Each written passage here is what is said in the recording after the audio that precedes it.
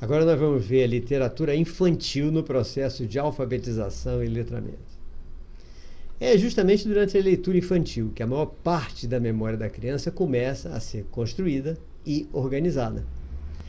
O letramento mais eficaz, ele vai precisar de informação de todo lado, todo tipo de informação, tá?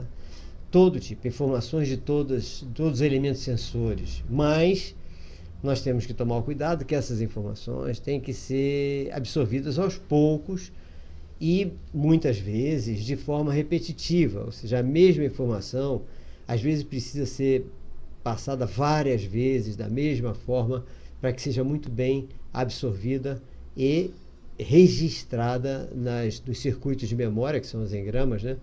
Na memória definitiva, que é a memória consolidada. E eu acho interessante que muitos adultos reclamam, né, daqueles desenhos animados que seus filhos assistem dezenas de vezes, né? E que mesmo já sabendo como vai ser o desenrolar da história, eles continuam empolgados, demonstrando surpresa com a atitude de alguns dos personagens, tá? É interessante que é uma repetitividade, mas é uma repetitividade necessária. O cérebro pede isso. Um dos exemplos eram os Teletubbies, esses que estão aí, que eles repetiam o final da história 2, 3, 4 vezes até terminar. De novo, de novo, de novo. Para a gente era chato, mas para as crianças era fundamental. Então, e tudo isso tem sentido no desenvolvimento neurofisiológico da criança e na programação de todas as suas memórias nas suas redes neurais. Como eu falei, o nome disso é engrama.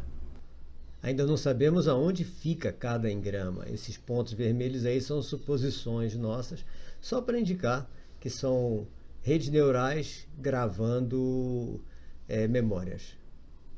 As memórias, cada parte da história, quando é arquivada nesses engramas, constitui uma informação que vai servir de referência para todo o processo intelectual dessa criança ao se tornar um adolescente e mais tarde um adulto.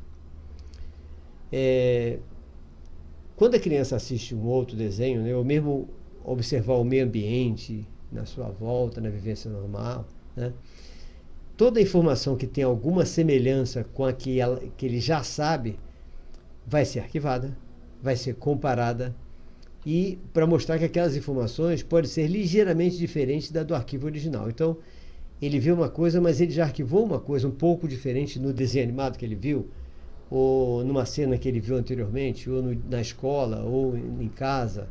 Aí ele começa a fazer comparações e vê que aquela informação nem sempre é exatamente assim. Tem variantes. E aí começa a construção da realidade, a construção neurofisiológica. Na realidade, é a construção da programação das redes neurofisiológicas, que são os engramas, né? Porque nós temos a parte estrutural, que é a neurofisiologia da criança, e nós temos a parte, programada, né? Que é justamente a programação das redes, né? Aí a criança, quando ela lê de novo o mesmo texto, ou quando ela assiste de novo o mesmo filme, ela passa a imaginar que o roteiro pode mudar.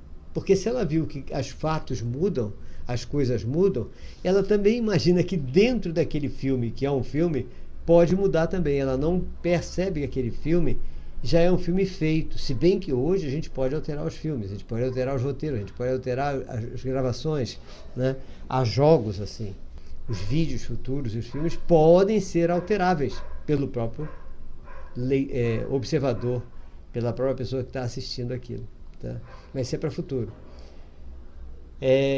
O que a gente vê muito a criança ficar esperando uma mudança no roteiro, né, dos filmes que são os atuais ainda, que não mudam, é o caso da perseguição gato e rato que existia antigamente, né?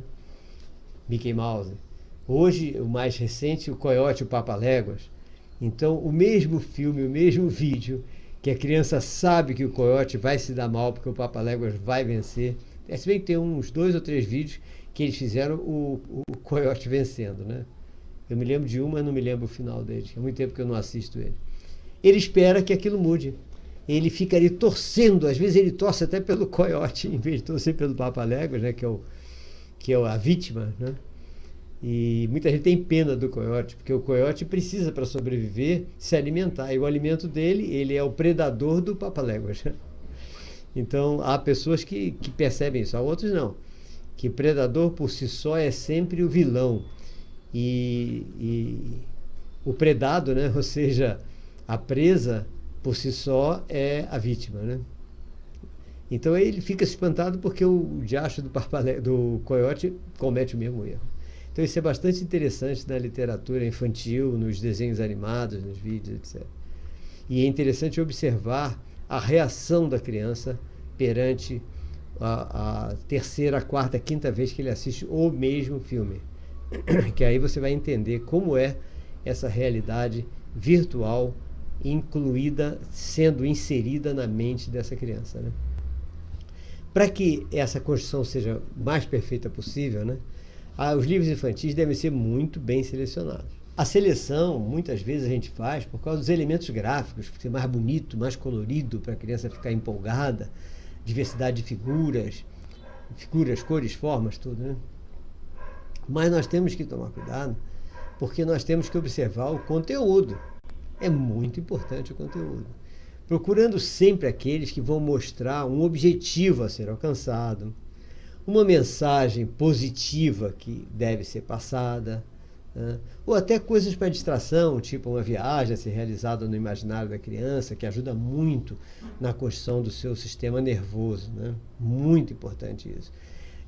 Cuidado, porque muitas crianças estão tendo acesso a livros, vídeos, filmes, etc., de terror, de coisas nervosas, coisas irritantes, coisas agressivas, e depois não se sabe por quê que o sistema nervoso dessa criança não está funcionando corretamente, está abalado, a criança está constantemente irritada, nervosa, etc.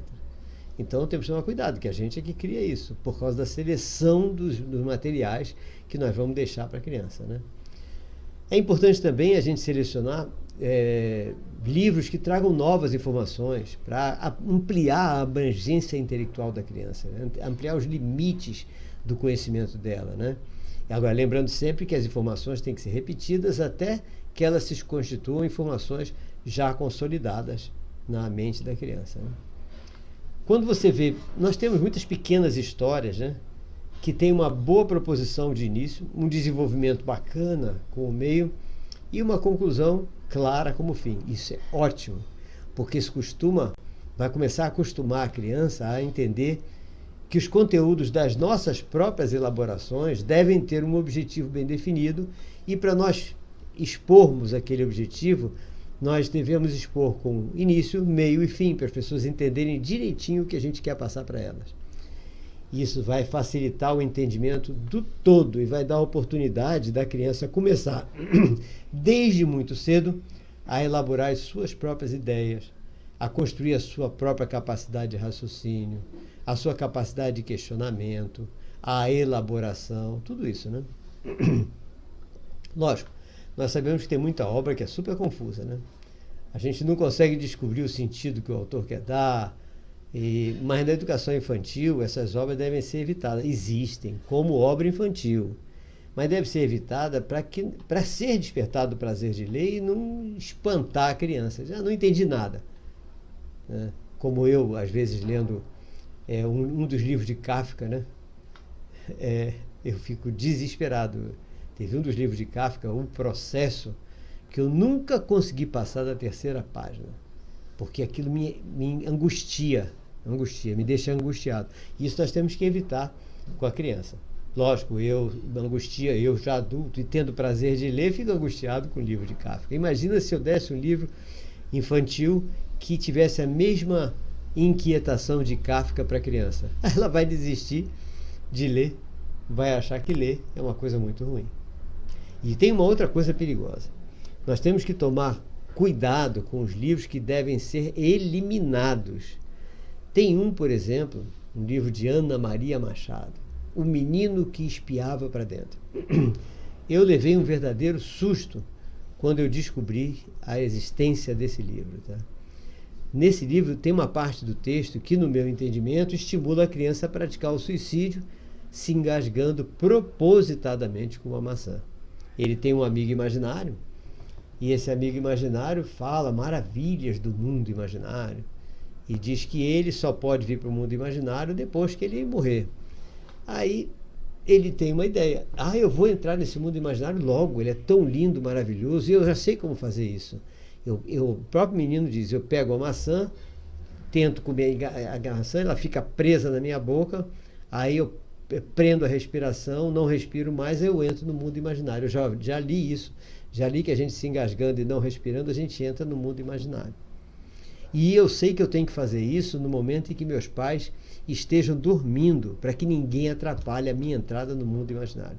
Isso está escrito no livro de Ana Maria Machado, O Menino que Espiava para Dentro. Então vocês imaginam os perigos que existem por aí numa simples literatura infantil. E esse livro não foi para adultos. Esse livro foi escrito para criança. E várias pessoas já descobriram e mandaram a fotografia do livro na biblioteca infantil de diversos colégios. Isso não é mole. Brincadeira, né? E não é brincadeira.